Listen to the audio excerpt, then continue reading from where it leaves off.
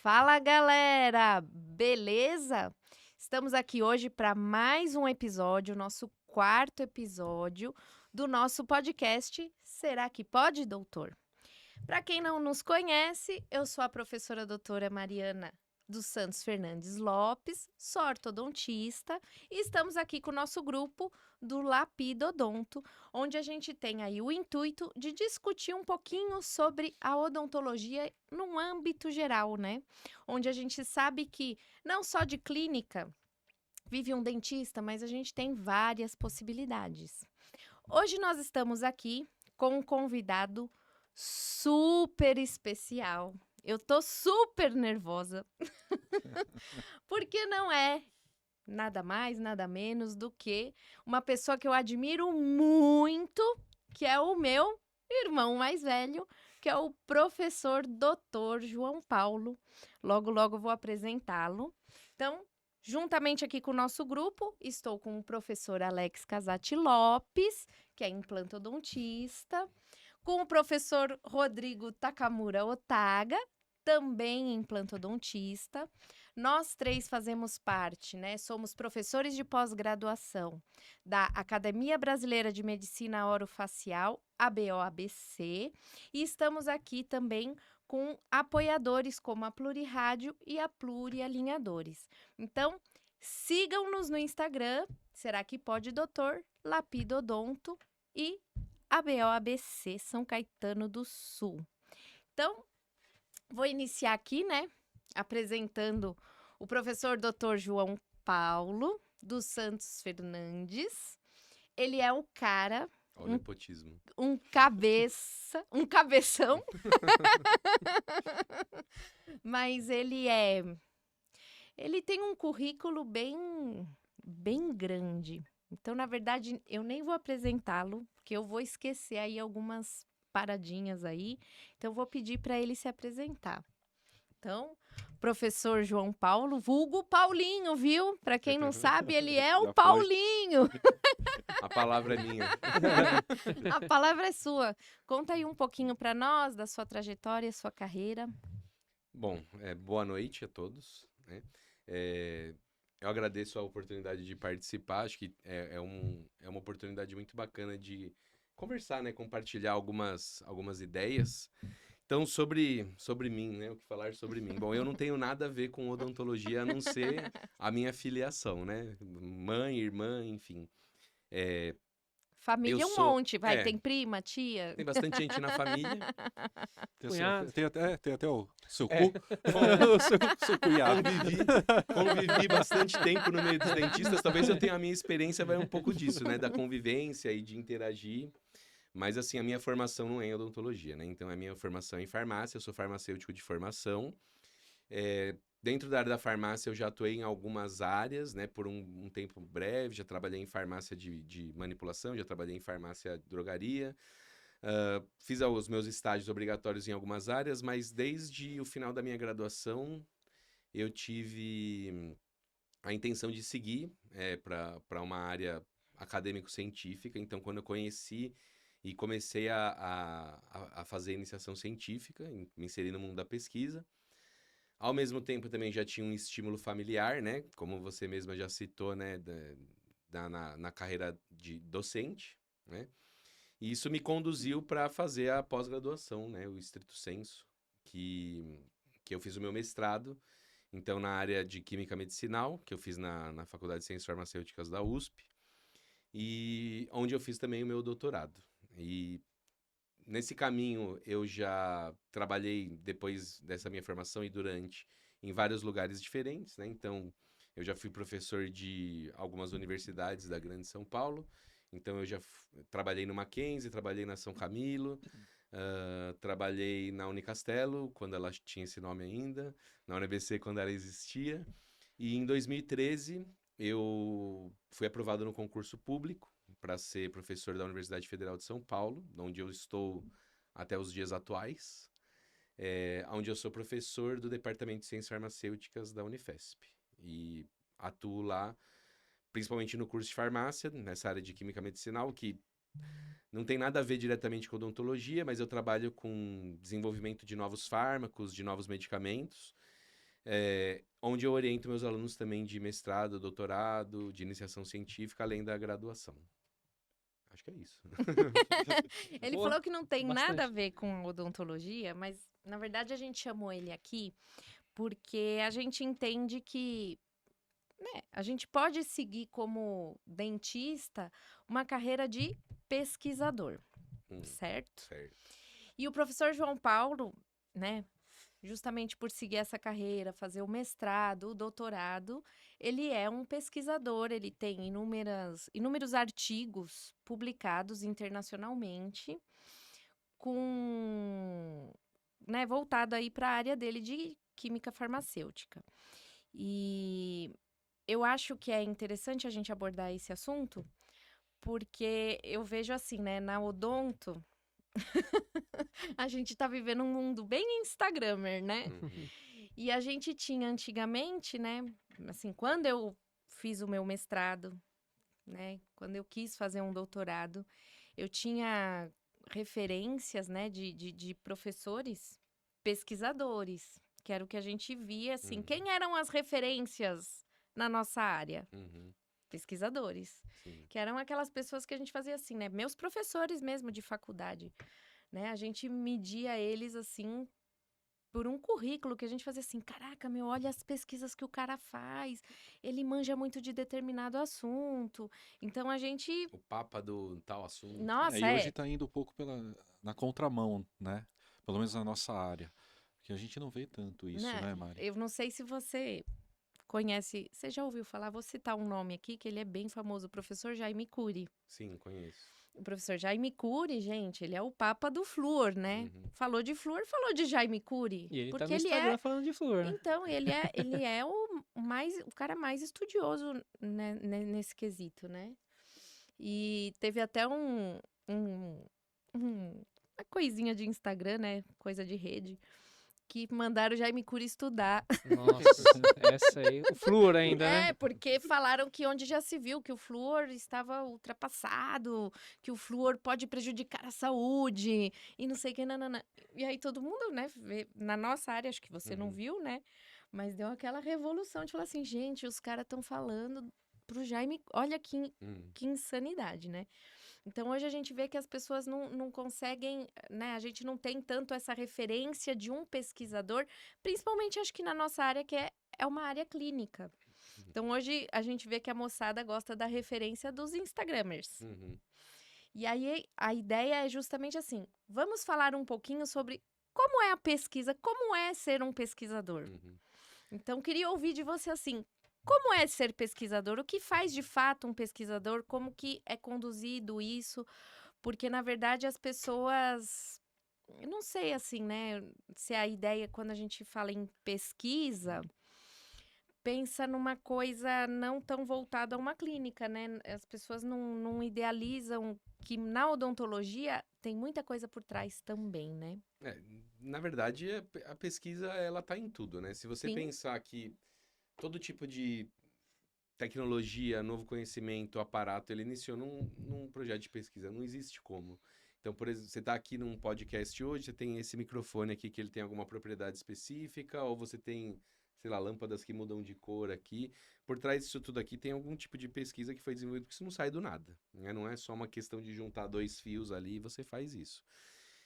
Então, acho que no Brasil a gente precisa até reforçar, essa é talvez a bandeira que eu mais defendo, né? Reforçar o trabalho do pesquisador e a importância que ele tem. Porque eu costumo dizer assim, a diferença entre, por exemplo, quando você pega o Brasil e a Alemanha, então a Alemanha é talvez a segunda ou terceira, acho que é a segunda, não, tem a China, os Estados Unidos, talvez a terceira economia do mundo. E a Alemanha é um país que não tem a mesma área do Brasil, né? Então, você pegar o Brasil aí, sei lá, acho que é a sexta economia do mundo hoje, quer dizer, nós temos um produto interno bruto grande, mas o Brasil é um país que forma esse produto interno bruto basicamente do agronegócio, principalmente, né? E a gente pode por aí, talvez, extração de minério, metalurgia, Sim. áreas importantes e tal. Mas, por exemplo, o Brasil é o campeão mundial de produção de soja, né? Qual é a área que você precisa para produzir soja? Você precisa de um país. Graças a Deus nós temos essa área, né? A Alemanha, se precisasse disso, talvez estaria em maus lençóis. Ou o Japão, por exemplo. Ou países pequenos na Europa, por exemplo. O que faz eles terem um PIB tão grande? Obviamente é porque eles não exportam soja, eles exportam tecnologia. Então você consegue fazer um chip bem pequenininho, que você não precisa de muito espaço para fazer, mas é um produto de altíssimo valor agregado e que você, sei lá, custa pouquinho para fazer, você vai vender grande porque ali dentro tem conhecimento, né? E é isso que faz a Alemanha ser a Alemanha. Ou, se a gente pegar como exemplo hoje a Coreia do Sul, né? Ai, Você gosta da Coreia do Coreia, Sul. dorama. É. A Bruninha, né? Já lembra da Bruninha? A Coreia do Sul, há 30 anos atrás, era um país Exporta eminentemente doramas. agrícola. Era um país agrícola, Sim. pobre, não tinha nada lá. A gente chamava de tigre asiático, era um país em crescimento. A Coreia do Sul investiu em educação. E aí, dentro de educação, a gente está falando não só de ir lá estudar e ter formação, não é isso. Mas é entender qual a importância de se estudar, entender qual a importância do conhecimento, aonde isso pode te levar. Isso fez a Coreia do Sul hoje uma potência. Tanto é quantas empresas coreanas tem hoje aí entre as maiores empresas de tecnologia, LG, Samsung e etc. Sim. Né? Eu acho que isso mostra, claro, Samsung e LG só existe porque tem muita pesquisa lá dentro. Sim. Então, obviamente, a gente precisa fazer uma diferença dos campos onde isso existe, porque, em geral, as pessoas associam muito a pesquisa a um conhecimento muito básico. Se você fala para um leigo, ele acha que você fica lendo um livro, né? Não entende o trabalho Ou, de um sabe, pesquisador. eu vou te falar uma coisa. Eu tô assistindo Eu adoro assistir séries, gente. Eu sou viciada em Netflix e coisas afins. E eu tô assistindo o Sheldon, Uhum. o Big É. Bang. Sim, Eu não Big Bang aguento Theory. mais assistir. Eu sou obrigado a assistir tudo isso. Quando você vê o Sheldon... Você assistiu já, Rodrigo? Não. Então, o Sheldon começa com... Na verdade, começou com o Big Bang Theory. E ele é um nerd, assim, Uhum. né? E ele é... Superdotado. super dotado e a ideia... Físico. Físico. A ideia dele é assim, eu quero ganhar o prêmio Nobel, vou fazer meu doutorado, e ele fez né, tudo assim, muito rápido. E você vê, é a ideia que basicamente a gente tem de pesquisador, né? Um cara nerd que Um cara fica nerd lendo, que fica lendo e quer ter só que... teoria, né?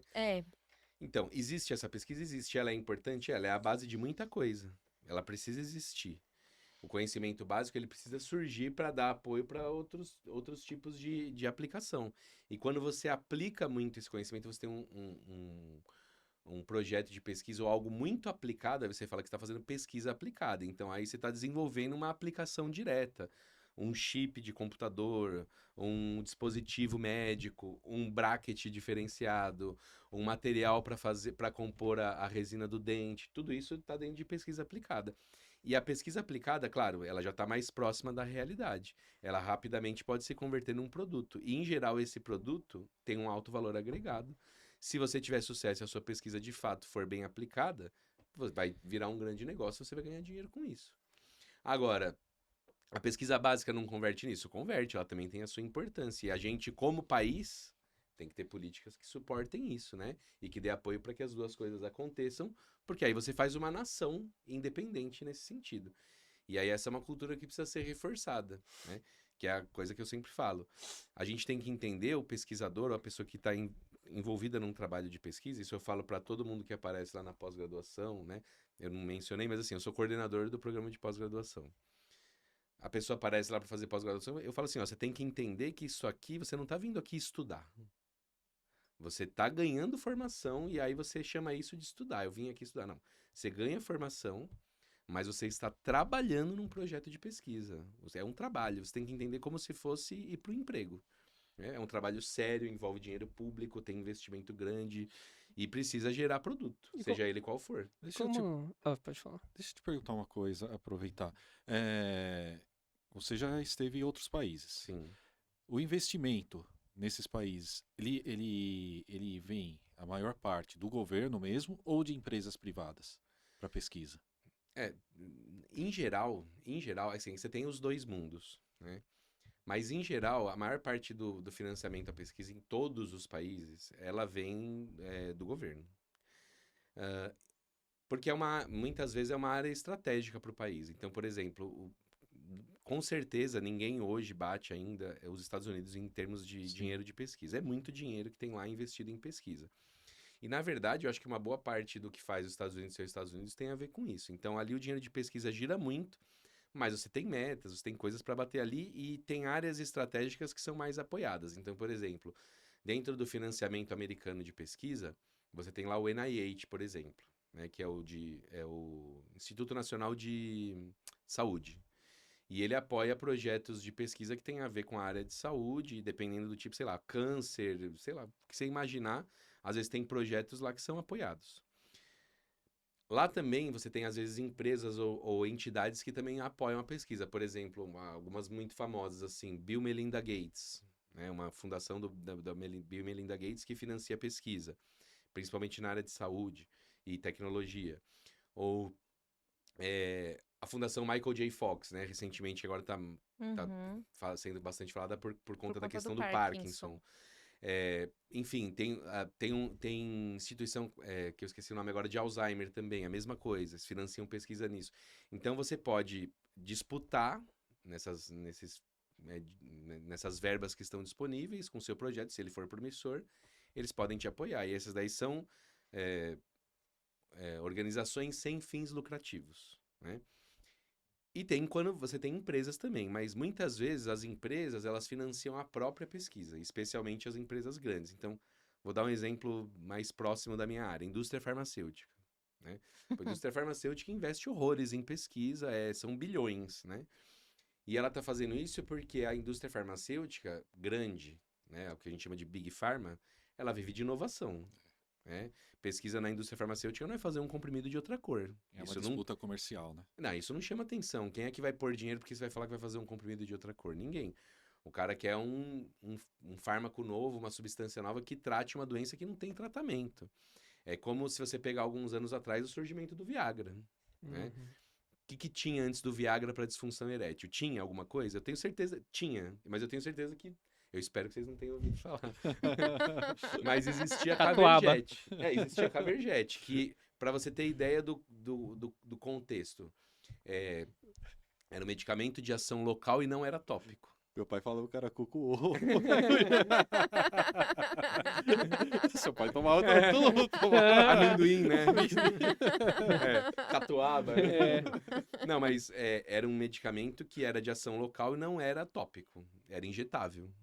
Meu Deus. Nossa. Quem quer usar isso? Né? Ninguém. Nossa. E aí, de repente, você vem com um comprimido que você toma por via oral, ninguém nem sabe que você tomou e que, né, um efeito independente do momento do uso. Percebe quanto isso vale? Né? Obviamente, quem desenvolveu isso ganhou muito dinheiro, né? Não vou fazer merchan aqui, mas ganhou muito dinheiro. São bilhões, assim, quer dizer, você coloca lá cerca de 800, no caso do Viagra, foi uns 800 milhões de dólares só para o desenvolvimento dele. Mas quanto se ganhou com isso? Muito mais do que isso. Então, percebe o valor, né, agregado? Você tem que ter alguém que investe nisso. Mas, ao mesmo tempo, você só vai ter sucesso se você tem pessoas que sabem fazer. Porque é muito dinheiro sendo injetado. E pesquisa é um negócio de alto risco. Você tem a chance de nada dar certo. Sim. Você tem que maximizar suas chances. E você só consegue isso se você tiver recursos humanos e infraestrutura. Que é aí onde a gente entra aqui no que a gente estava falando. Preciso defender e dizer que um pesquisador é essencial para o desenvolvimento de uma nação. Mas, ao mesmo tempo, uma parte de convencimento disso tem a ver com valorização do trabalho dele. Sim. Né? Esse eu acho que é o maior ponto, né? Pois eu acho que é o que a gente mais sofre aqui, talvez. Né? Com certeza. Sim, sim. A pessoa leiga comum, ela tem dificuldade de entender o que você Então. faz. Sim. Mas sabe que uma vez uma aluna, ela veio me perguntar assim, né? Porque a gente imagina um professor com mestrado, doutorado. Nossa, ele deve ser milionário! É a realidade? Claro que não. Entra o outro lado. Porque são anos estudados e é aquilo que se pensa, né? Você teve uma dedicação para ter essa valorização. E a gente vê que, pelo menos no Brasil, É pouco valorizado. o professor é pouco valorizado. Porque, no geral, a educação é pouco valorizada. E aí, as pessoas, quando elas, sei lá, criança, quando tá lá no ensino fundamental, um adolescente no ensino médio, alguém que acessa um curso superior, não tem a cabeça de entender qual a importância disso e qual é o valor que isso tem. E aí, isso passa por um processo de educação, né? Que depende de política de governo, que depende de vontade de fazer acontecer. Investir em pesquisa em termos governamentais não é só botar dinheiro e dar dinheiro para as pessoas. né? Passa por um processo também de valorizar o que o cara faz, mostrar aquilo que é importante, levar a sério também, investir mais dinheiro no que de fato é uma estratégia para a nação, né? Então, por exemplo, aqui no Brasil, a gente tem que fomentar a pesquisa em doenças negligenciadas, porque não é algo que a indústria farmacêutica se interessa em pesquisar. Quem é que vai atrás da cura da ancilostomíase, da doença de Chagas, da esquistossomose, que é doença de gente pobre que não tem dinheiro para pagar medicamento? Você tem que ter o suporte do governo. E como que você acha que os pesquisadores podem agir para se posicionar em relação à valorização dessa área, né? Porque eu tenho a impressão, e pelo que a gente conversou, é mais ou menos isso, né? Vocês não têm muito essa questão de se aparecer em redes sociais e divulgar o seu trabalho, porque não é tão sedutor igual você mostrar um antes e depois, né? De um botox, de um monte de lente, de faceta. Como é que você vai fazer isso ser sedutor e ter valor para quem não conhece, quem não tem essa base educacional? Como que ela vai começar a ver valor nisso? A questão da rede social acho que é um bom exemplo. A gente em pesquisa faz coisas muito interessantes, bonitas. Eu poderia dar 1000 exemplos que ficariam lindos numa rede social. Eu tenho imagens, assim, outro dia eu recebi de um colega, né, um pesquisador, até posso falar o nome dele, acho que é importante, o professor Josué de Moraes. A gente tem um projeto em conjunto com vermes.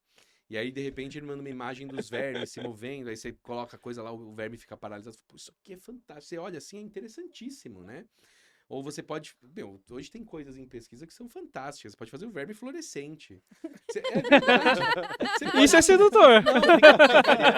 Não, visualmente seria lindo. Mas qual o valor? Vira só uma imagem. Qual é o valor disso se a pessoa não entende o que está ali? Vira só uma imagem. É interessante, é importante também, porque se você trabalha numa questão psicológica de atração e de curiosidade, olha que legal, podia ver o que é aquilo. E eu acho que isso atrai para a pesquisa. Mas aí, além disso, eu acho que não é só sucesso em rede social, sucesso visual. Eu acho que sucesso é mais do que isso. Eu acho que a parte econômica talvez pesa mais do que nisso, né? A parte econômica, por exemplo, quanto você ganha fazendo pesquisa? Você vai ser riquíssimo? Eu também tenho que dizer que não. Eu falo para os meus alunos e para todos, né, para todo mundo que se enfia na área de pesquisa, eu falo assim, olha, você só faz pesquisa hoje por opção, porque você quer. Você quer ser um pesquisador, você quer fazer... porque você não vai ficar rico sendo pesquisador, né? Especialmente no Brasil. Acho que em nenhum país. Eu não vejo a não ser que você fez uma descoberta assim, muito revolucionária. Câncer, né? Eu tenho um colega que ficou muito famoso porque ele trabalhou num projeto aplicado e ele foi um dos desenvolvedores do Vonal. Né? Eu não sei se ele tá... honestamente, eu não tenho contato pessoal assim, para saber se ele tá rico. Né? Mas que decorrente, quer dizer, daquela caixinha ali que eu ainda não sei citar, mas no acordo de patente ali, você tem uma parte de royalties de toda a caixinha que vende. Não sabia, não. Mas não só ele. Tomei essa semana, inclusive. Ele, o lugar que ele trabalha, a universidade, tem uma cadeia de eventos aí. Quem financiou a pesquisa, né? A FAPESP, por exemplo. Então, todo mundo ganha o seu. Né? E aí você, claro... Você ganha barganha, você conseguir as coisas na universidade, quer num laboratório, entendeu? Porque aí você fez ganhar dinheiro. Mas eu falo assim, tá, então você vai ser rico sendo pesquisador? Dificilmente. Mesmo em empresas privadas? Mesmo em empresas privadas. Mas, para você, por exemplo, trabalhar em pesquisa, não é qualquer pessoa, você tem que ter a formação. E existem vagas específicas para pesquisadores que você não acessa se você não trilhou o caminho. Então, eu falo assim, você vai ganhar pouco durante a sua trajetória. Você vai ganhar uma bolsa de mestrado, é pouco dinheiro. Você vai ganhar uma bolsa de doutorado, é um pouco mais, mas ainda é pouco dinheiro perto do que você poderia ganhar no mercado muitas vezes. Mas você só acessa essas vagas que talvez tenham salários melhores passando por tudo se você isso, passou né? por isso. Então, eu falo assim, é uma opção, é uma escolha de carreira. Não é um oportunismo. Isso eu posso dizer, quando eu comecei a minha iniciação científica, eu trabalhei muito na Faculdade de Odontologia da USP, meu projeto era lá. E eu interagia muito com dentistas lá. Posso dizer isso, eu estou dizendo no, sei lá, início dos anos 2000, né? Eu via muitos dentistas lá fazendo pós-graduação. E a época, para mim, parecia um pouco oportunismo. Porque, me corrijam se estiver errado, mas houve um momento em que o mercado da odontologia esteve muito saturado, né? Os consultórios não tinham muito paciente, porque tinha muito dentista. e passou a ser uma opção complementar. A pessoa queria ir para a área acadêmica, ser professor, porque isso daria um nome, um know-how e tal, não sei o quê, atrai mais. E aí, às vezes, conseguia uma bolsa junto lá e tal. É, e eu via muita gente que fazia a pós-graduação para buscar oportunidade nisso mesmo. Hoje já não vê mais muito isso, até porque os valores das bolsas hoje se tornaram menos atrativos proporcionalmente. Melhorou agora, mas até pouco tempo atrás uma bolsa de mestrado era R$ 1.800. Nossa 1.800. senhora. Qualquer coisa que você for fazer aí, trabalhar como profissional, você vai ganhar mais do que isso, né? Você não consegue disputar. Então eu falo assim, a pessoa vai ser pesquisador por causa da bolsa. No passado teve isso, hoje não tem mais. A Hoje pessoa não é vai ser, atrativo. eu falo para meus alunos, Principal. você só tá aqui por um motivo, você quer. Não tem outro motivo. Você não vai vir aqui ganhar bem, você não vai vir aqui, sei lá, ganhar horrores. Você vem aqui porque você quer.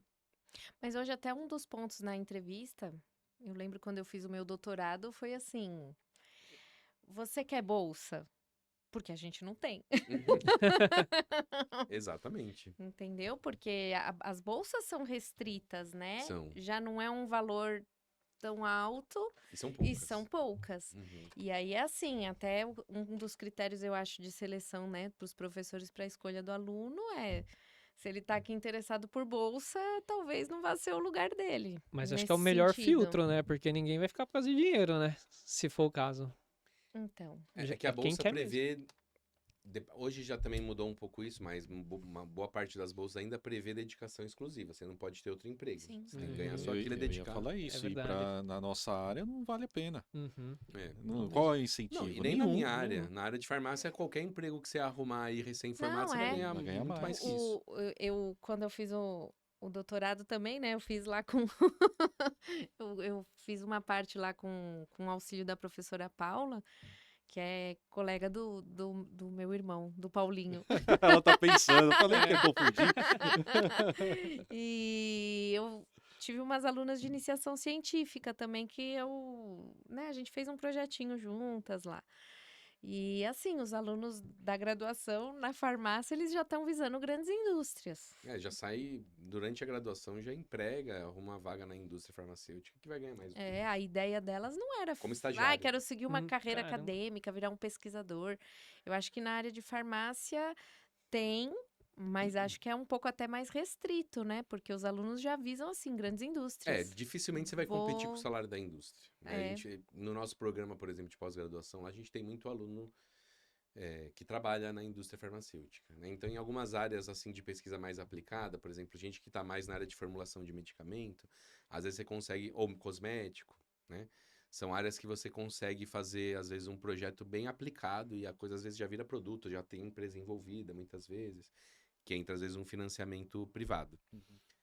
É, mas de longe, assim, o cara vai abandonar o emprego dele para fazer isso. Então ele quer fazer junto.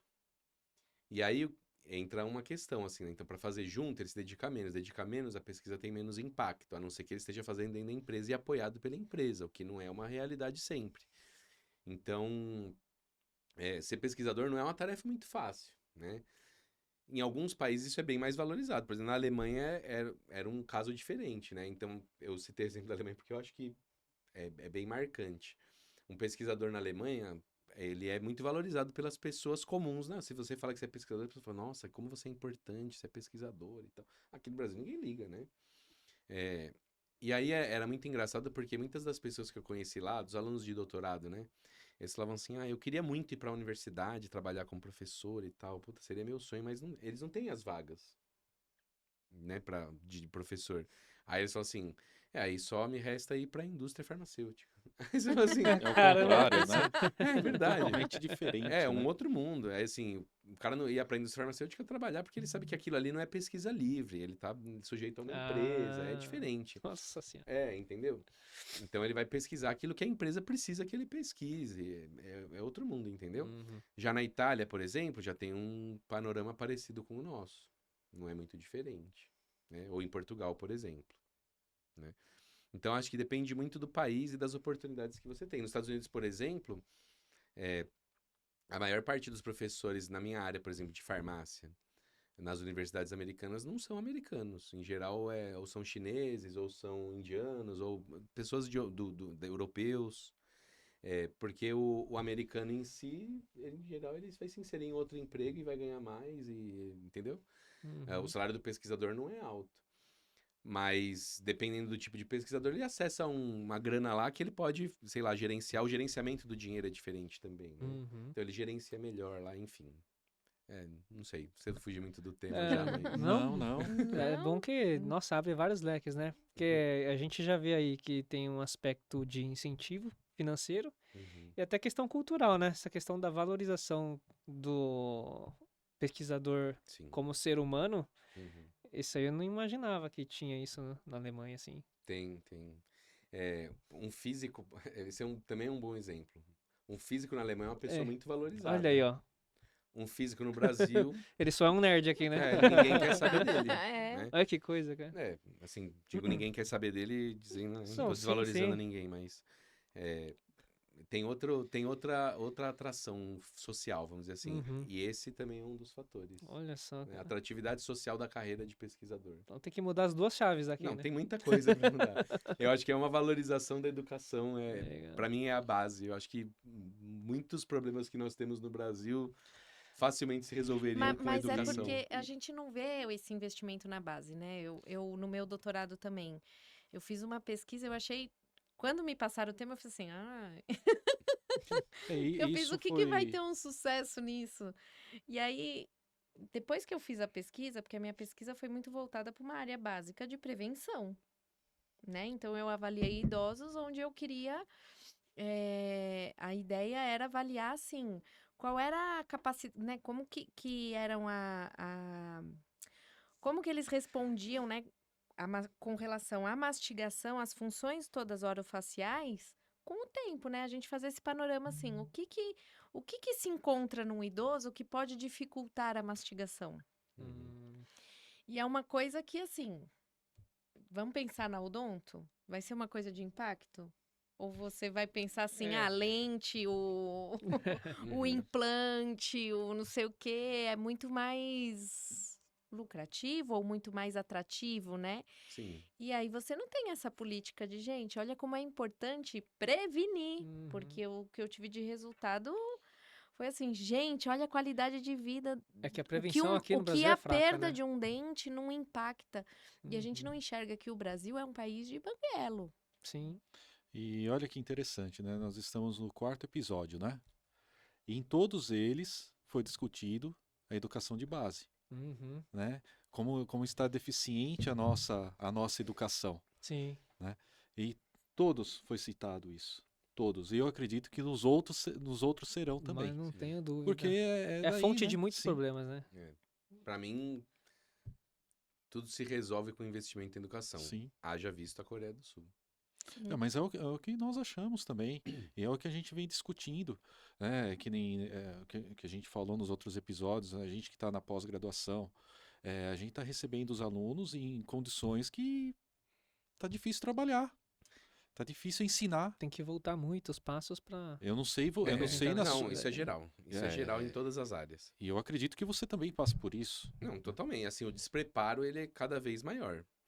Mas, assim, por que existe o despreparo? Porque desde a casa do sujeito, não existe... Quando eu falo de valorização da educação, não é só falar da escola e do professor, Sim. também tem isso. Mas passa, inclusive, pela família, né? Enquanto a família achar que ir para a escola é perda de tempo, é punição, é assim, aquela coisa assim... Ah, não, você vai ter que ir para a escola. Parece que o cara tá sendo punido, né? Mas não é verdade? Ah, você vai ter que ir para a escola. Nossa, Ah, agora eu tô de férias, agora é bom, porque eu não preciso ir para a escola. Não é verdade? Ah, no dia do aniversário, não vai para a escola. Isso é uma coisa que eu acho que eu carrego da minha família. Na minha casa não tinha isso, não. No aniversário você ia para a escola também. E se você tivesse doente, tinha que estar muito doente para não ir. Era assim, você tá doente, mas tá muito ou dá para aguentar? Se dá para aguentar, você vai para a escola. Eu acho que isso é essencial. Eu também faço isso com os meus filhos. Porque eu falo pra você pensando que escola é coisa de brincadeira, não é brincadeira, é coisa séria. Você tá indo lá fazer coisa séria, não tá indo lá brincar. Custa caro, né? A gente paga. Se é pública, devia ter valorização, porque é dinheiro público que está sendo colocado lá. E aí, conforme a pessoa entende o valor que o conhecimento tem, isso muda tudo. Eu acho que o maior problema no Brasil é que as pessoas não entendem o valor do conhecimento, né? O quanto isso vale, né? Haja visto que Hoje em dia nós temos a cultura do fui buscar diploma, né? Você vai lá, faz isso aqui, pega o diploma no final. O que você aprendeu? Não interessa, eu acessei o diploma. Esse é o erro. Não é sobre passar de ano, não é sobre isso aqui. Não, é sobre entender, Tem aprender. um papel, né? A prova, assim, você faz a prova lá na universidade, na escola, tal, a prova não é punitiva. Era pra ver o que você aprendeu. Sim. E se você não aprendeu, você tem que fazer de novo, porque você precisa aprender. Mas a nossa cultura aqui não, é tipo, a prova é uma punição. Não é uma avaliação, né? Não, entendeu? É complicado. Fica complicado até a gente falar um pouquinho sobre isso, né? Até os incentivos que a gente tem hoje, né? Qual o incentivo que se tem para você ir para a escola hoje, para o aluno, para a criança estar na escola, pelos programas de governo? Não vamos entrar, que a gente não queremos discutir sobre isso. Eu acho que o nosso foco aqui é outro, mas... Vamos voltar para a pesquisa, porque senão a gente vai ficar aqui divagando. Vamos falar um pouquinho de publicação, que eu acho que esse é um ponto-chave também, né? Você faz as pesquisas e tal, e trabalho bom é trabalho publicado, né? É trabalho que é divulgado e todo esse conhecimento precisa ser dissipado. Como que você faz essas escolhas aí de para que revista vou mandar, qual que é mais interessante, como que é feito esse trabalho, né? Pra gente, porque até isso, eu acho que é uma curiosidade, né? As pessoas, né? Quem não trabalha com pesquisa não consegue, às vezes, dar tanto valor num artigo científico, né? Vamos, antes de falar sobre isso, vamos falar a importância de uma publicação científica. Esse é o ponto que é onde eu tô querendo, assim, tipo, vir trilhando a ideia. Porque você fala para um trabalho científico, seja como for, né? É extremamente trabalhoso, toda a parte metodológica que você desenha. Sim. E aí, né, às vezes tem aquela coisa que você quer ter aquele resultado que você imagina. E, mas isso aqui não é o que eu tô imaginando, então não presta. Tem, né, nesse começo, às quer vezes... conduzir o resultado. Porque você... no Você começo... quer chegar no resultado né? de qualquer jeito, Mas- né? fazer o projeto. mas no começo, eu acho que o pesquisador tem essa coisa, dessa ânsia de pensar no resultado esperado, né? Que acho que você se depara isso com os seus alunos, às vezes numa pesquisa, mas não deu o resultado. Putz. Na verdade, é muito estranho uma pesquisa não ter resultado. Ela pode não Então, ter o resultado que você esperado, queria ver. Mas que tem um resultado, tem. Sempre vai ter, né? Sim. Não, é por isso que eu tava falando da questão da base da educação, né? Você entender, assim, o que é um projeto de pesquisa, né? É o que é você ir lá e fazer, vou fazer isso aqui, vou coletar uns dados lá, eu escrevo um artigo. Não. Pesquisa é baseado em hipótese e experimento. Você faz uma hipótese, tem uma pergunta. Então, essa parte de educação em pesquisa, ela também é um pouco deficitária. Muitas vezes, isso acho que é geral, não é só no Brasil. O que é um projeto de pesquisa? Então, você tem uma pergunta que você quer responder. Então, puxa, será que se eu mudar o material dessa garrafa aqui para, sei lá, vidro, muda a qualidade da água? Você pode fazer essa pergunta. E aí você tem que desenhar um projeto com experimentos ou coisas que te guiem para responder essa pergunta. Todo bom projeto tem uma pergunta por trás. Quando ele vira só coletar dado, ele já está errado, né? E aí, ao fazer isso, você vai gerar resultados e a sua própria pesquisa vai sendo conduzida, porque você vai sentir falta de outras coisas que respondam a sua pergunta. E aí você vai começar a adicionar experimento, até chegar naquela resposta. Teoricamente, nesse momento onde você tem a resposta, seja sim ou não, ou positivo ou negativo, não existe positivo ou negativo. Existe o que saiu daquele experimento e aí você comprova ou refuta a sua hipótese. Em qualquer uma das duas tem valor, porque pode ser assim, este não é o caminho, ou esse sim era o caminho para chegar naquela outra coisa ali, sei lá. Obviamente, para levar esse conhecimento para as pessoas, você vai tornar ele público. Você pode publicizar isso num artigo científico, né? Mas você pode publicizar isso de outras formas também. Você pode publicizar isso numa patente. E aí você tem a questão do que você faz com isso depois, né? Então, eu, por exemplo, eu não tenho nenhuma patente no meu nome hoje. Não tive essa experiência, seria legal. Na minha área tem uma boa valorização de patentes, né? Porque às vezes elas estão diretamente relacionadas a um produto. Na área de odontologia, isso às vezes é mais perto. Porque você pode desenvolver, sei lá, um dispositivo, um equipamento, uma técnica, alguma coisa assim que que você consegue proteger e aplicar, e a aplicação é mais direta. Então, às vezes, você tem que proteger isso de outra forma, né? Se vai ter aplicação industrial, você faz uma patente, né? Se não vai ter, você pode publicar num artigo científico. Qual é a ideia? Que outras pessoas leiam e usem o seu conhecimento para avançar em outras áreas, né? Então, eu digo sempre assim, o que é um projeto de pesquisa? Então, se você pensar assim numa grande esfera, né? Tem uma analogia que é bem legal. Uma grande esfera de todo o conhecimento existente. Quando você faz um projeto de pesquisa, você chega lá no final dele e publica um artigo, você fez um avanço no conhecimento. Então, é como nessa grande esfera fosse uma pontinha assim, que você só fez assim para lá. Aumentou o tamanho da esfera, entendeu? E várias pessoas estão fazendo isso em vários campos diferentes e a tendência é que a esfera vá aumentando, né? E aí você aumenta o conhecimento sobre tudo que existe. Para que que outras pessoas possam aplicar o seu conhecimento, você precisa publicar numa revista que propicie que o maior número de pessoas possam ler. Obviamente, uma boa publicação científica hoje tem que ser na língua que as pessoas leem no mundo inteiro. Não dá para escrever em português. Porque aí sua pesquisa ficou no Brasil, em Portugal, em Angola ou em Macau. Você entendeu? A língua é importante. Então, as revistas, obviamente, têm que ser em inglês. Senão o impacto delas diminui demais. Além disso, aí você vai medir, tem formas de você medir o impacto das revistas, mas aí tem que ser para as pessoas que estejam mais dentro da sua área. Então, por exemplo, na minha área, você tem revistas muito especializadas, sei lá, Journal of Medicinal Chemistry, é muito da minha área. Ou, por exemplo, na área de odontologia, você tem lá, sei lá, o Oral Research, lá, sei lá, alguma dessas daí.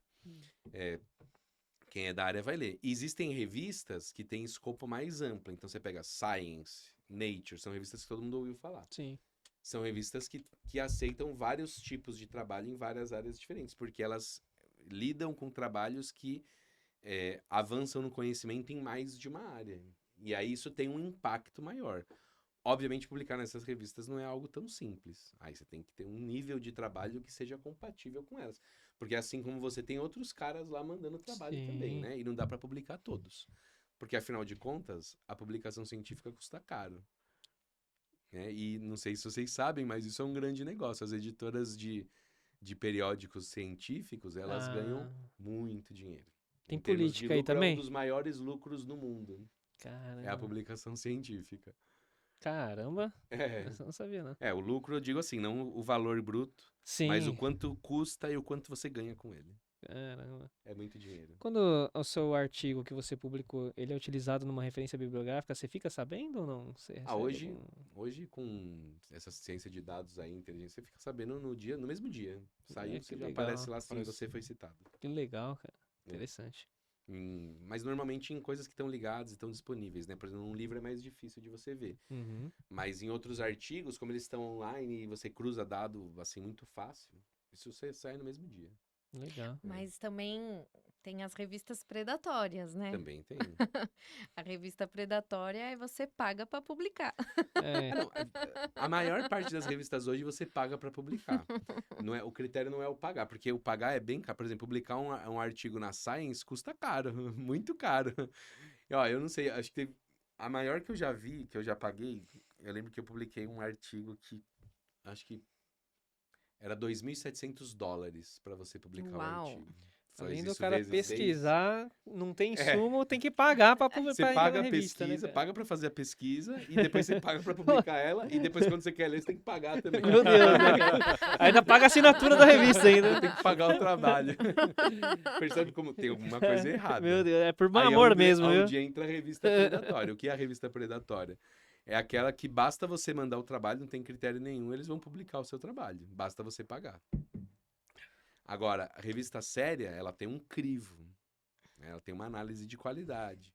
Ela tem alguém que vai ler Tem outras pessoas do outro lado que vão ler o seu trabalho e vão julgar ele. Uhum. Se ele é válido, se ele não é. Se os dados fazem sentido. Eles vão te questionar sobre os dados. E aí você tem um crivo. O mais comum é você tomar negativa.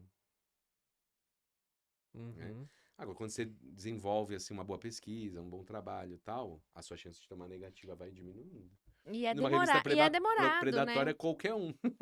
E é demorado, muitas revistas demoram até para Pra te você. responder? Tem É. um período. Hoje a ideia já é que tá um seja pouquinho mais rápido, né? rápido. Porque isso também é um marketing, vamos dizer assim. Quanto mais rápido, mais as pessoas vão procurar publicar ali. Uhum. O predatorismo também entra nisso. Promete publicar o seu artigo em menos de uma semana. Né? Existe um rating de revistas que... Existe. É? Ah, que Existe. legal. Interessante. Existe, sei lá, tem vários, né? Hoje, na área de ciência, existe até uma área de ciência, parece curso para vender curso, né? A área de ciência que mede a ciência. Então. Chama cientometria. Caramba, cara. Porque assim, por exemplo, como eu posso medir o impacto da minha pesquisa? Né? De que forma?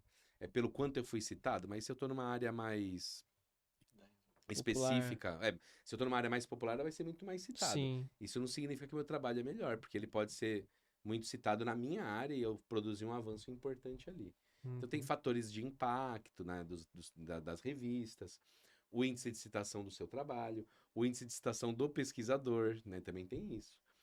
E como você pode medir se o cara não está fraudando aquilo assim propositalmente. Por exemplo, eu posso publicar muitos trabalhos e citar eu mesmo. Entendi. E aí eu passo a ser importante. Então, assim, claro, como em todas as áreas, Também tem como tem você vieses, né? manipular, tem Uhum. como manipular. E a ideia é que essa área de cientometria, ela lida com isso, em como você pode medir isso e medir essas nuances, o quanto foi manipulado ou não, por exemplo. Legal. Vou fazer outra pergunta, que eu acho que é um ponto que, para agregar aí o que a moçada anda utilizando Inteligência bastante.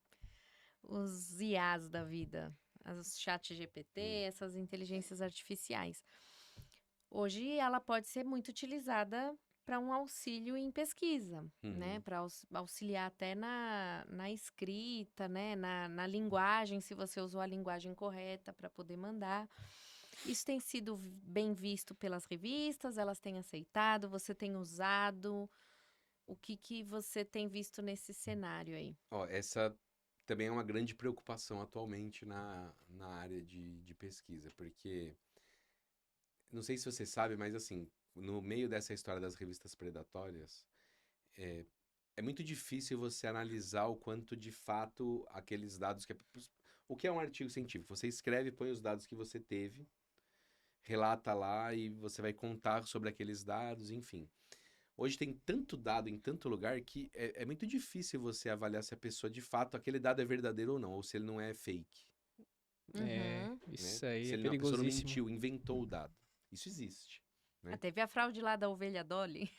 Teve um monte. Na verdade, assim, hoje até tem uma preocupação dessas revistas grandes e sérias, porque se tiver trabalhos desse tipo lá, pega muito mal para elas, né? E elas, inclusive, podem sofrer sanções até econômicas, né? Porque tem muita coisa envolvida. Hoje tem propaganda nas revistas. E né? vira um efeito Sempre teve. cascata, né? Se essas grandes estão envolvidas, imagina. Mas cada vez mais, né? Quer dizer, tem dinheiro envolvido, né? Imagina, essas publishers que tem aí, essas editoras, tem capital aberto, bolsa de valores. Imagina como pega mal se isso Nossa. acontece na sua revista, né? Então, existe uma grande preocupação com essa questão dos dados, da idoneidade dos dados. Tem alguns pesquisadores famosos que ficam pondo à prova, às vezes. O cara manda um trabalho fake lá, com coisas que não tem nada a ver pra testar se passa na revista. Olha, cara. Tem um colega meu que ele teve a pachorra de mandar um trabalho, assim, completamente fake pra uma dessas revistas predatórias. Tipo, o nome do autor era Santa Claus, assim, sabe? Nossa senhora. Não, ele teve a moral Nossa, de isso aí falar, foi- e foi aceito. Nossa. Foi aceito. Claus E S ele 2024. foi relatando essa saga na rede social, assim, olha, hoje eu mandei um trabalho. Meu Deus. Foi muito cara. interessante, assim. Nossa, E, isso é... obviamente, a inteligência artificial é um desses meios, porque hoje, se você pedir pro GPT lá, escreve um artigo aí pra mim, ele vai escrever. Olha, meu. Né? E muitas vezes, dada a deficiência educacional que a gente tem, ele vai escrever melhor do que muitas pessoas. Entendeu? E não sei se vocês já fizeram isso, se já tiveram a experiência, mas é muito convincente. Se você não consegue, ele faz é estatística, né? Sim. Ele vai botando palavras e tal, e vai estatisticamente criando um texto que faz sentido. Uhum. Se você não tem o conhecimento, ou os critérios para analisar aquilo ali, e às vezes são pequenas coisas, sabe? Quem não for... Você vai acreditar. Quem não for técnico, a gente usa direto a internet pra pesquisar alguma coisa, É. né? Pra discutir alguma coisa. E, Se não for da área, você cai. não, e por esse motivo, essas editoras, elas hoje também investem em softwares que detectam isso. Então, quando você Sim. submete, ele já passa por um filtro e vê se aquilo pode ter sido produto. Tem indícios, né? Se aquilo pode ter sido produto de inteligência artificial. Devia ter uma marca d'água para inteligência artificial, né? Quando você submete, você tem que atestar que se você hoje eles fazem essa pergunta, né? Você usou inteligência artificial nisso aqui? Você põe sim ou não? Não significa que usar é errado, Sim. mas tem que usar para o bem. Eles permitem, né? Mas tem que usar pro bem. As revistas têm permitido, mas você tem que citar lá o que você usou De que forma? inteligência artificial. De que forma? Por Até para exemplo, publicar vídeo no YouTube, a gente tem que especificar, né? Um post se utilizou inteligência porque artificial ou até a não. imagem eles fazem. É. Aí que tá, imagina isso num artigo científico, até a Então. imagem eles fazem. Pois é, isso aí realmente é uma faca de dois gumes. Né? E você coloca lá, por exemplo, tem coisas que eu acho que são muito boas, por exemplo, você não é tão bom em inglês. Você pode pedir para a inteligência artificial fazer uma revisão no seu texto. Isso eu acho que é pro bem. Sim. Ou, você pode detectar aqui se tem algum erro, alguma coisa, sei lá, um typo, sei lá. A inteligência artificial te ajuda nisso. E isso não é usar pro mal. Você escreve lá assim, eu usei na revisão de texto, eu usei para adequar um gráfico, eu usei para, sei lá, identificar alguma coisa numa imagem. Uhum. Você pode usar para criar um modelo. Tem muita coisa que você pode usar. É bom. Hoje a inteligência artificial Que é... legal, cara. Tem que ser uma Estamos na era aliada, de né? Big Data, né? Volumes de dados. Se aprender a lidar com isso depois... E você usa bastante ou você nem... Na minha área usa muito. Muito, muito. Tá Porque- ajudando. Porque pensa... Porque às vezes a gente fala inteligência artificial. Eu usei a inteligência artificial. Às vezes a pessoa não tem essa, né? Acha que você tá fazendo, como? Isso aqui veio pro mal. A gente tem uma ideia meio, às vezes, errônea Só pensa em vídeo fake.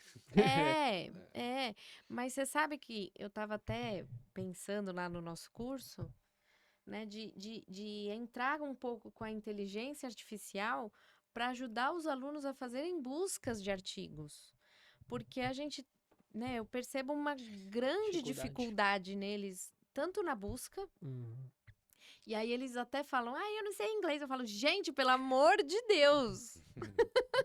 Hoje vocês já põem lá, traduzir página, já vem. É lógico que não... E eu falo, gente, cuidado, porque vem umas traduções, às vezes, Ao pé da muito letra. ruins. Uhum. Então, tem que tomar cuidado. Mas eu acho que é uma ferramenta que, se a gente tem conhecimento, a gente pode utilizar, sim, a nosso favor.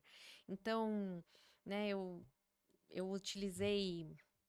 Eu fiz uma apresentação de alinhador e que eu até coloquei assim, um comparativo de o alinhador é melhor do que os brackets? Uhum. Fiz essa pergunta para a inteligência artificial. E- E ela veio com um textinho dizendo que o alinhador era indicado para pequenos movimentos, que não substituía um texto assim que eu fiz. Pô, foi coerente. legal. Foi Era- coerente. Porque Era um ele texto veio, e interessante. aí ele veio com os artigos da onde ela tirou, né? Da onde foram Você tiradas pode pedir essas com ideias. referências. Legal. E aí vieram já todos os artigos, assim, com os insights, né? Uhum. De tipo, nesse artigo tem esse insight, tá falando isso aqui, isso aqui. E eu achei, assim, sensacional. E eu usei isso justamente, né, pro alinhador, porque hoje a gente tem a inteligência artificial fazendo a simulação. Uhum. do Ah, movimento. Sim. Então, assim, até que ponto você vai acreditar na inteligência artificial, que é uma Uhum. ótima ferramenta, mas que você tem que saber interpretar. Com que O entre os discernimento critérios tem que passar pelo que ele critério tava humano, falando, né? Então, Esse discernimento, né? e às vezes a gente vem com essa Conhecimento. repulsa, né? Ainda mais assim, quem é um pouco mais antigo vai falar que absurdo inteligência artificial. Mas eu acho que é uma ferramenta muito legal. E eu tava até conversando com a minha mãe e com o Pedro lá na ortodontia, da gente usar, sim, a inteligência artificial para ajudar os alunos para fazer o TCC. Sim. E até o Pedro fez, Mariana, eu falei, Pedro, não, vamos Vai E facilitar não tem- até o eu acho nosso que não tem trabalho. vai outra forma, facilitar o porque nosso trabalho, porque é a gente está evolução. tendo dificuldade de falar para eles. Senta aqui, escreve ali, ó, joga as palavras, Uhum. faz isso aqui. Palavra. Querendo ou Nananã. não, ela vai estar no meio. A gente tem que aprender a lidar com isso também, assim como qualquer evolução tecnológica. Tudo assusta, né? É. Lembra que a gente tava falando do scanner que Sim, assustava? é. A resina composta não assustou no começo? Sim. Os alinhadores estéticos não assustou pra quem só usava bracket? Então é questão da gente. Cada vez a gente tem que se adaptar mais, né? Senão a gente morre na profissão. Sim, não, no com certeza. Não, desenvolvimento. eu acho assim, é o que o Alex falou, eu acho que é muito pertinente. Hoje você, no meio desse questão toda que nós discutimos aqui, sobre educação, sobre formação, sobre valorização, você querer que as pessoas sejam mais eruditas do que no passado, a ponto de falar que escreverem textos completamente originais, numa era onde está tudo escrito em todos os lugares, já automaticamente. É querer dizer que ou a pessoa, assim, nasceu um jornalista, o que é muito difícil, né? Porque o próprio jornalista também vai nesse sentido, né? Ou ela vai ficar copiando trechos de texto. Então, o que tem mais valor? A pessoa copiar trechos de texto e fazer uma coxa de retalhos lá, ou às vezes ela usar o auxílio de uma tecnologia para fazer algo que tem mais valor, né? Então, assim, eu acho que aí é que tá. Você até pode trazer um texto de inteligência artificial e às vezes pedir para a pessoa interpretar ele para você. E isso às vezes tem mais valor em avaliar o conhecimento dela do que a própria produção de texto em si. Sim. É verdade. Né? Você consegue. Se você fizer essa Porque eu pergunta, é difícil, hein? Você consegue entender o que você. É, É que muito o que está você- interessante, escrito. é muito Nossa! interessante isso, né? Mas é porque o intuito é ele ter senso crítico pra ler aquilo.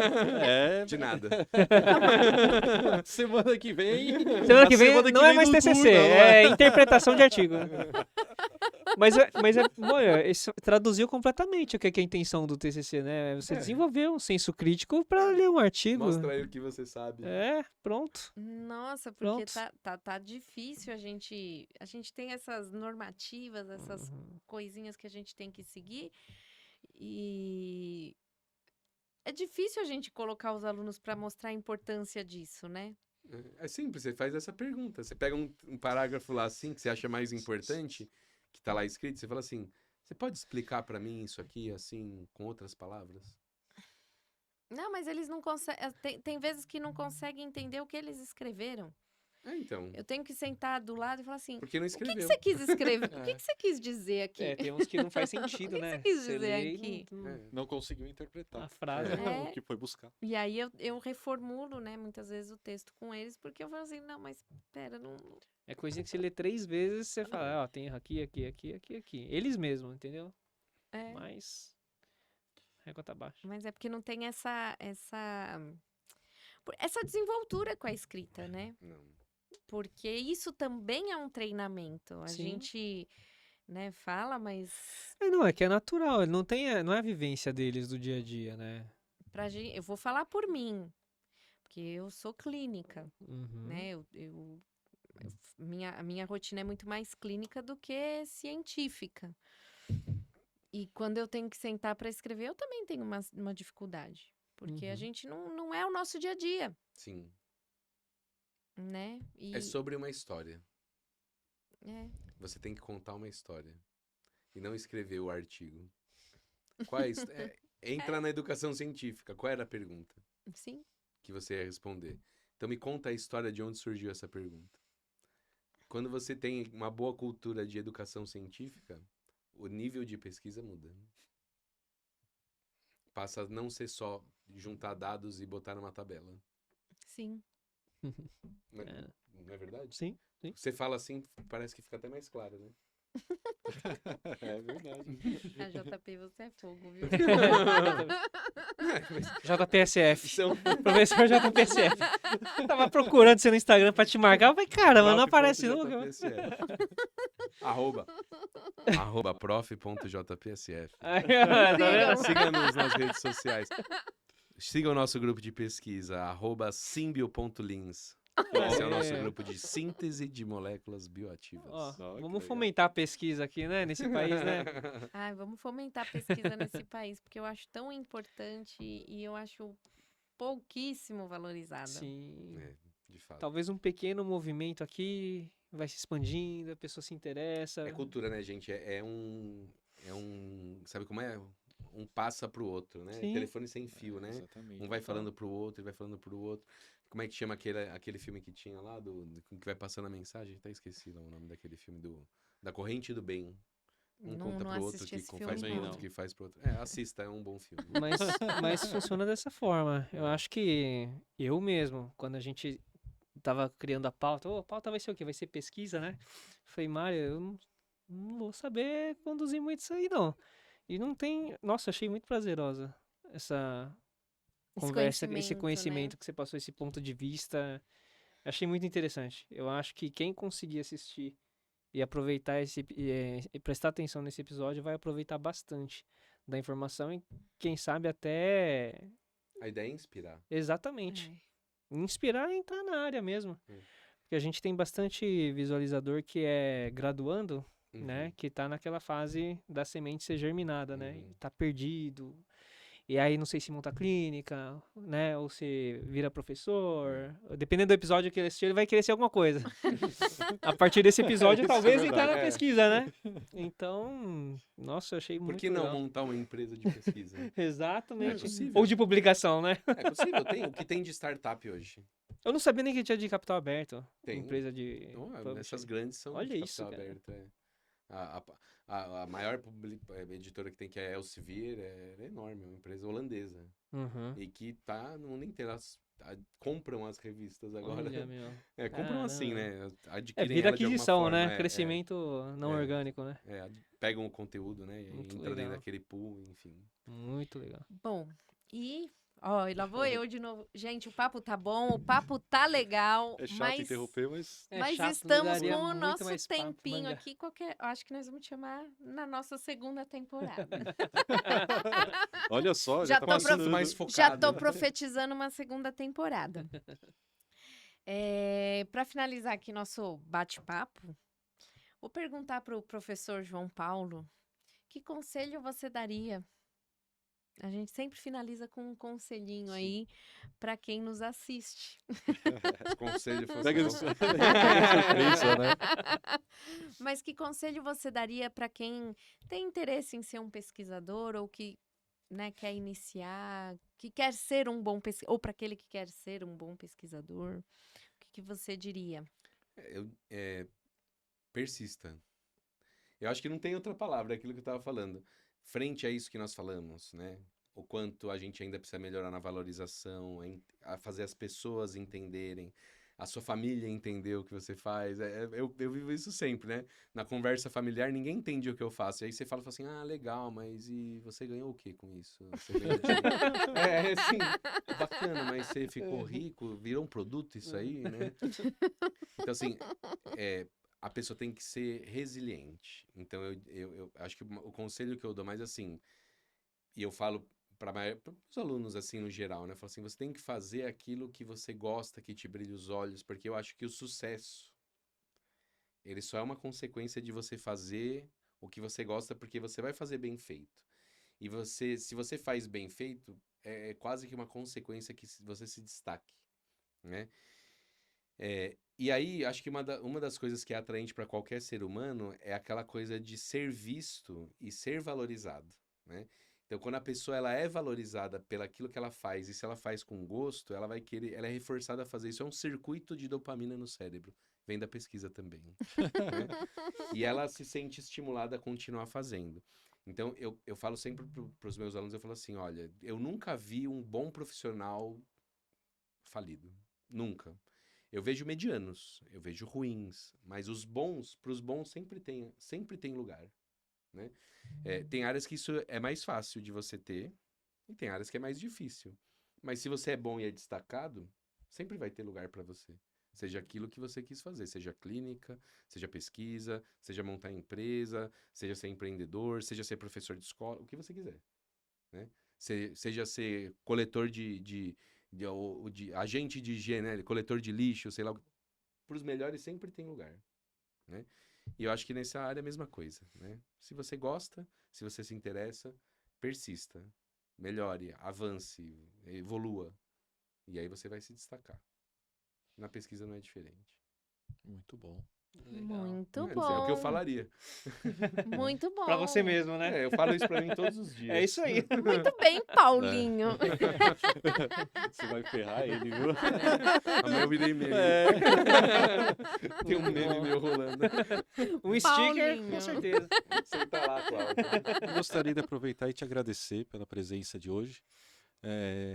Foi muito engrandecedor para nós e acredito que para todos que estão assistindo. Foi um assunto muito bom e muito gostoso de ser ouvido, né? Muito obrigado, viu? Eu aqui agradeço a oportunidade e fico sempre à disposição. Se precisar, a Então, gente fala de novo. É, É isso aí. eu tô aqui. Eu não tenho palavras para Paulinho. Mas, gente, para finalizar. Eu não vou chamar ele de Paulinho, eu não vou falar que ele tem essa intimidade. Eu não vou falar para não te prejudicar. Fica à vontade. Mas para finalizar aqui, gente, então, ó, dá o tapão no like, tá? Bate no sininho, dá aquela forcinha pra gente continuar aqui a ter engajamento. Então, sigam-nos também no Instagram, sigam o nosso Instagram pessoal, siga Será Que Pode Doutor, siga Lapidodonto, siga BOABC. Beleza, galera? Valeu! Dá o tapão lá, hein? Tchau, tchau. Tchau, tchau. Bom.